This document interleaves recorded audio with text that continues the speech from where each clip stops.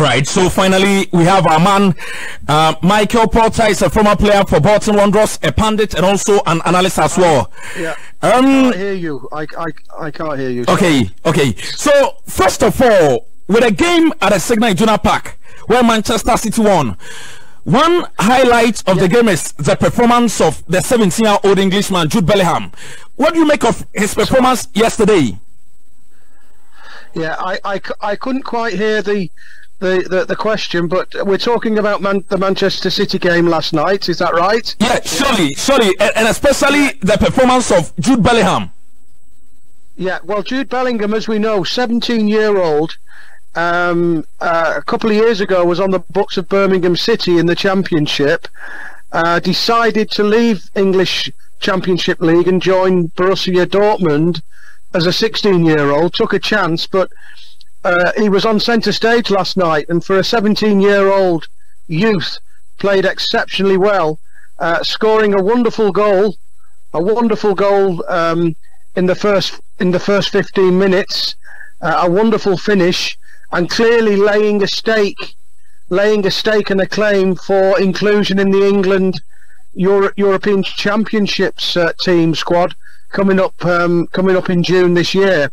So I think the first 10 minutes of this game, Borussia Dortmund really threw everything at Manchester City, and when they scored that goal, all of a sudden it's 2-2.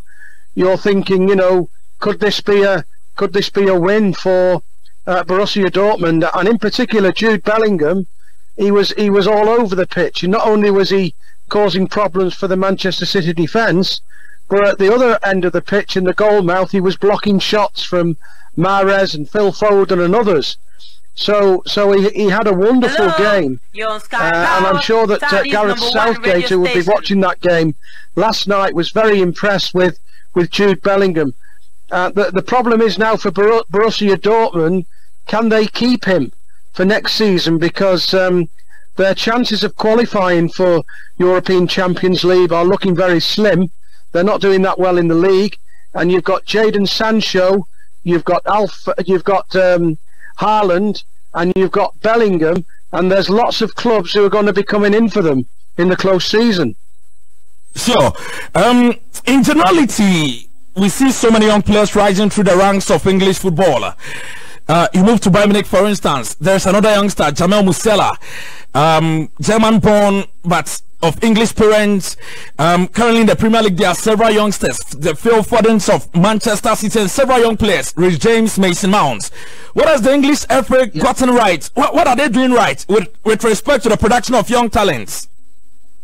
Yeah, I'm sorry, I didn't quite hear the question, but yeah, are we talking about what worked for City last night? Is that the question? What worked for them? No, I'm talking about in generality what the English FA is doing right with respect to the production of young talents. There are currently several young players rising through the ranks of English football from England. What are they doing right? Yeah, I can't quite hear you. I'm sorry. The line is very bad again. I'm really sorry. I can't hear the question. Okay, Mr. Potter, is it okay now? Yeah, it's a little better. Please speak slowly, because I'm not hearing very well. Okay. Is it okay? Am I audible now? Do you hear me very well? Hello? No, I'm sorry. It's just an echo. I'm just getting an echo. Oh, okay. I'm not hearing. Okay. Okay. Let's see. Is it okay now? That's better. Yeah. Perfect.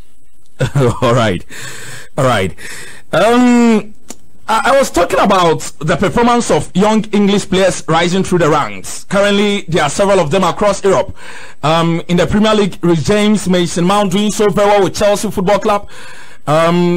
At Liverpool Football Club, we've seen Trent Alexander-Arnold over the years. There are several young players of English origin. Even in Bayern Munich, you talk of Jamal Musiala. We are talking of Jude Bellingham. What is the English FA doing right with respect to the production of these players? Yeah, well, The problem is for a lot of young players, and if we look at Jude Bellingham and Jadon Sancho as examples, I mean, Sancho was at Manchester City, going through the youth academy system there, but couldn't really break through. He was in the same team as Phil Foden, the team that won the English FA Youth Cup, but he couldn't quite break into the system there, and he decided that he thought there was too much competition at Manchester City, and so he left and joined Borussia Dortmund. And what we're finding now is, a lot of young English talents, rightly or wrongly, are exiting the English Premier League to make a name for themselves in leagues like the Bundesliga, and actually they're coming to prominence. They're getting you're on Skyy Power, Saudi's #1 radio station. They're doing extremely well. We've got Phil Foden, another example, who was nurtured by, David Silva. David Silva was Foden's mentor, and he's brought him on over the last 2 to 3 years. Effectively, Foden has now replaced David Silva. Not that you can ever replace David Silva. For me, he was he's one of the best players in the world. But clearly, Phil Foden, we're talking now about Haaland being worth 150 million. What is the value on Phil Foden? He's probably more than that. If you're valuing Haaland at 150. And yeah, you've got Alexander Arnold at Liverpool, another young bright player who's coming through the ranks, knocking on the England door. He's played for England, and remember, Jude Bellingham has already got 2 caps for England. He's already featured. So, the problem is with all this talent, it's great, but Gareth Southgate has got the job of making it gel. It's all right being individually great players, but as we all know, in the European Championship competition, it's about teamwork. It's not the best team with individuals that go on to win it. If you look at Belgium, they're full of top internationals, full of top players, top club players, but they don't always win anything. So it's about getting these young players to gel into the team and perform through the competition. All right, Yankee Bushafo, we are speaking to a former Bolton Wanderers player, a pundit and also an analyst as well, based in the city of Manchester, United Kingdom, Michael Porter, and Edwin Kobo live on this very show. For the first time since the 2015-2016 season, Manchester City have qualified for the semi-finals of the UEFA Champions League. Across the city of Manchester, how is the feeling like? The core Manchester City supporters group, what are they saying? Yeah, well, I don't know whether you saw my report yesterday before the game at Manchester. Sure, I did. The Manchester City fans are walking round, the Sky Blues, as we call them. They're walking round with their heads held high because as it stands at the moment, they're in every competition going. Not only have they got to, Pep Guardiola's got to his first semi-final with Manchester City, but they're also league champion. The potential league champions. I can't see anybody catching them this year in the English Premier League. To be fair, they're also got in the semi-final of the FA Cup. They've got the final of the Carabao Cup, or the League Cup, as we know, coming up in the next few weeks. So actually, Manchester City fans are expecting or hoping that they're going to clean up all 4 trophies this season. So, expectations here are very high. All of a sudden, the blue side of Manchester seems to be leaving the red side of Manchester standing. And at the moment, Manchester United, they're still in the Europa League, got into the semi-finals, and they're battling as runners-up at the moment for the league, but hopefully going to qualify for the European Champions League next year.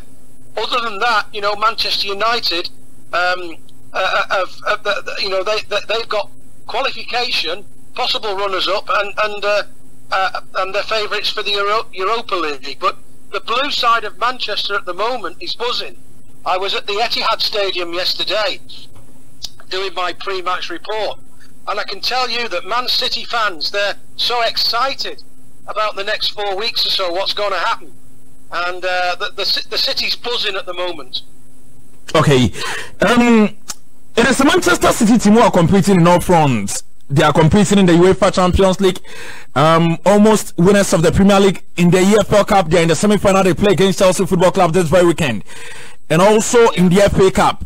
What is your personal opinion? They are chasing quadruple, 4 trophies. Is it realistic? Are there trophies City can win all this very season?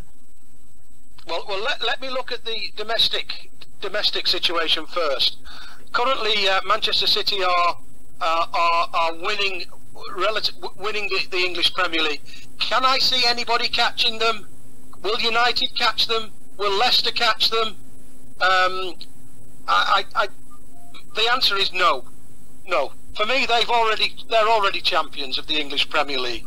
All right, they lost last weekend to Leeds, but Pep Guardiola, he left 6 or 7 players out of that team, Sky Power, resting them for Saudi's last #1 game. radio station. I can't see anybody catching them in the English Premier League. So more or less, I would crown them champions now, with all due respect to the other teams.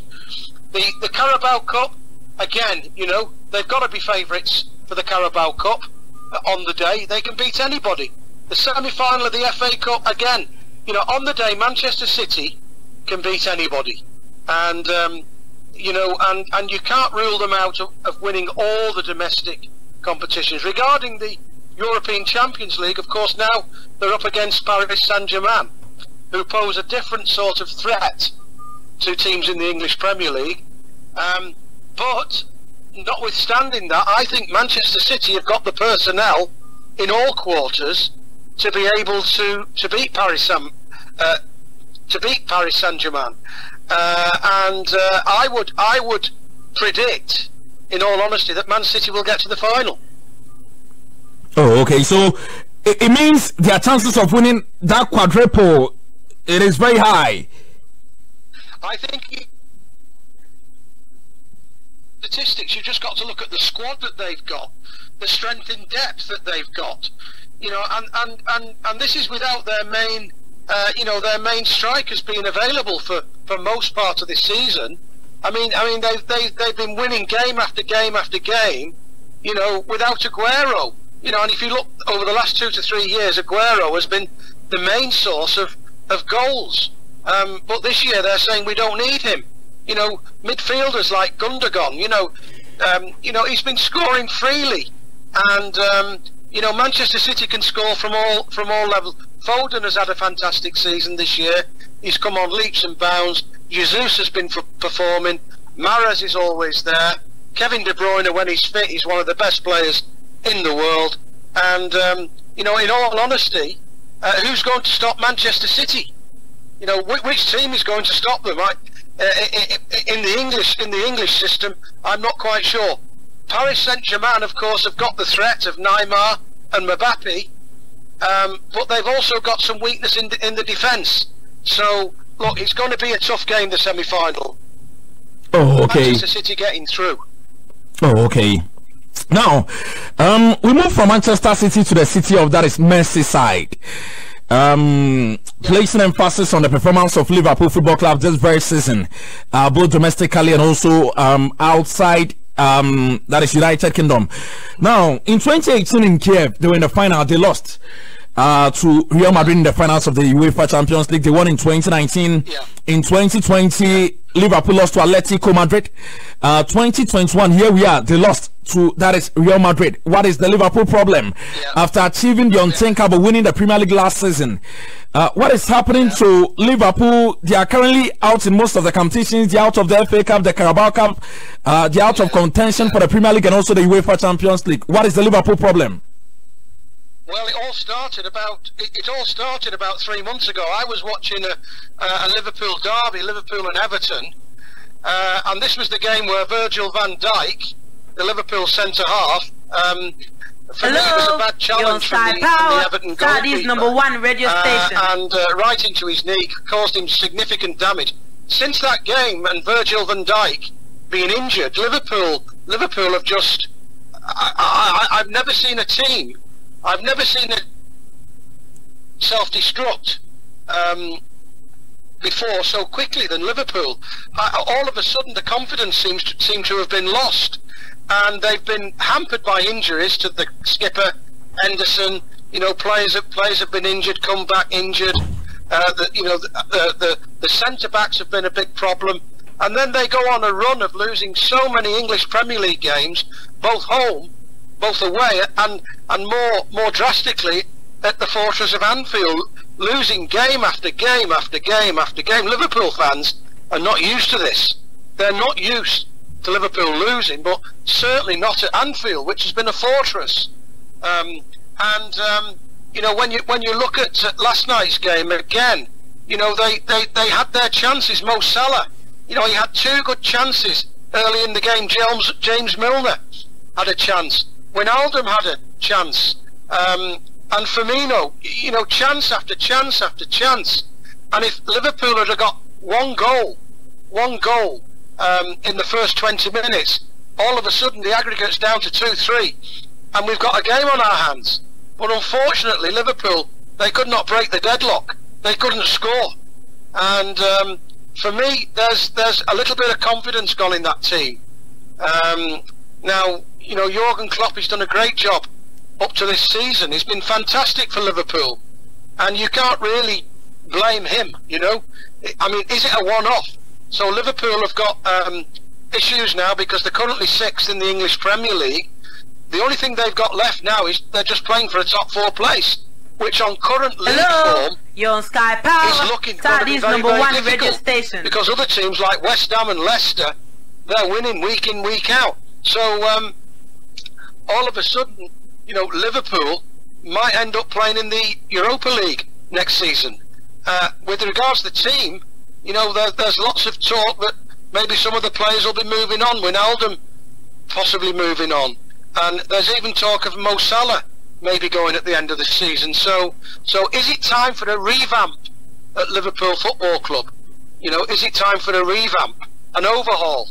That is the challenge that Klopp is faced with. Finally, Mr. Posa, before I let you go, that is the semi-final games, about 2 weeks, that is away. Can I push you? What are your predictions for both semi-final game, Madrid-Manchester City? Is it okay? Yeah. All right. What are your predictions for the semi-final games? We've got Man City and Paris Saint-Germain, Real Madrid and Chelsea. Sure. You have predictions for these games? Yes. Yeah. Sure. Yeah. So what fantastic games these are going to be, and for England to have 2 teams in the semi-final tells a lot for the English Premier League in terms of the standard we've got there. But you've got giants, Real Madrid, year after year after year. They're there or thereabouts. I mean, even beating Liverpool without Ramos and Varane, no defenders, no centre halves. I mean, they're such a strong side with Benzema and Modric. And then you've got Chelsea under new managementship doing very, very well. You can't rule Chelsea out. But my predictions, in all honesty, for the semi-final, Paris Saint-Germain and Manchester City. I'm going to go for Manchester City. I think it's going to be a close game. It could even go down to penalties, if penalties are still called for. But I think Manchester City will make it to the final. The other leg is a little bit more difficult to call. Real Madrid, Zinedine Zidane back, steering the ship for them, against Chelsea, a rejuvenated Chelsea under Tuchel. And so, my heart says I'd love Chelsea to win this. I really would want to see Chelsea through. I'd love to see an All-England European Champions League final. But my heart believes that Real Madrid will eventually get through into the final, and it's going to be fine margins. So my final prediction would be Manchester City against Real Madrid. Mr. Fosa, yeah, thank you so very much. We are grateful. Thank you so much for your time. Yes, sir. Did you get that? Yeah, I did. You are predicting Man City Madrid final. Hello? Yeah, I'm predicting a Man City Real Madrid final. Even though I'd like to see Chelsea in the final, but I'm going with Man City, Real Madrid. Oh, okay. Thank you so very much, sir. Grateful. Thanks so much for your time. So apologies to all Chelsea fans there in Ghana. I know they're a big side, but hopefully I'm proven wrong, and hopefully Chelsea will be in the final. Sure. Thank you so much, sir. We are grateful. Thanks so much for your time.